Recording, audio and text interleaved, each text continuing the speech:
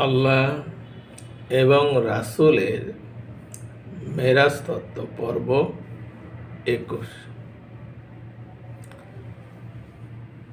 আল্লাহ এবং রাসূল এই দুয়ের মধ্যে যে মেরাজ বা দিদার বা দর্শন হয়েছিল তা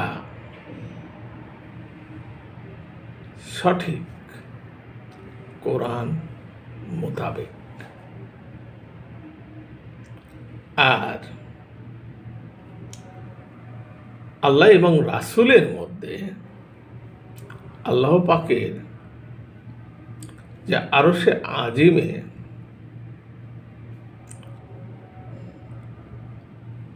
এই কাবা কাউসাইনে যে মিলন হয়েছিল,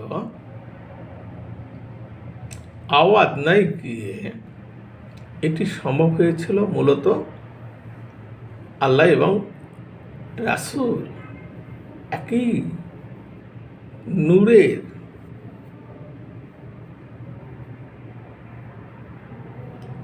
নূরের বিধায় এটি সম্ভব হয়েছিল। কারণ আল্লাহ নূর, রাসূল নূর, নূরে নূরে মিলিত হয়েছিল। তো দেখুন, আল্লাহ ও রাসূলে তথা আল্লাহ আহাদ আর রাসূল আহমদ একে অপরের পরিপূরক। যেমন জল বা পানি এবং বরফ। কথাটি বুঝিয়েন। আমি আরো বিস্তারিত এই জল বরফের কাহিনী আরো পরে বলবো। তো দেখুন, আল্লাহ যখন ওয়াহিদ এক বা একক ছিলেন, তখন তিনি আহাদ নাম ধারণ করলেন। আর আহাদ নাম যখন ধারণ করলেন, তখন তিনি সৃষ্টি করার জন্য ইচ্ছে প্রকাশ করলেন। আর সেই আহাদি নূর থেকেই আহমদি নূর পয়দা হলো, যার জন্য আহাদি নূরের সাথে আহমদি নূর, আসমানে আহাদি নূর আর জমিনে আহমদি নূর, তারা মিলিত হলো কোথায়? আরশে আজিমে কাবা কাউসাইনে আওয়াদনায় গিয়ে। তো এখন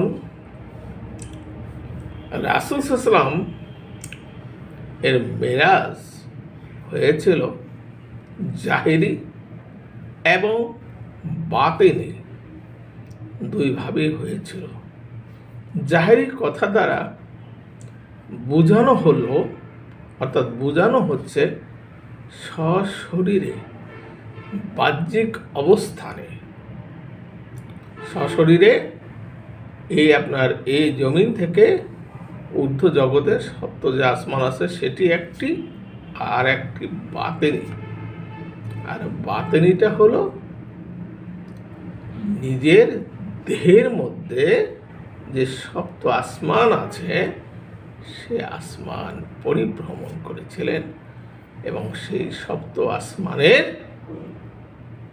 লা মাকামে আওয়াদনায় গিয়ে মিলিত হয়েছিল।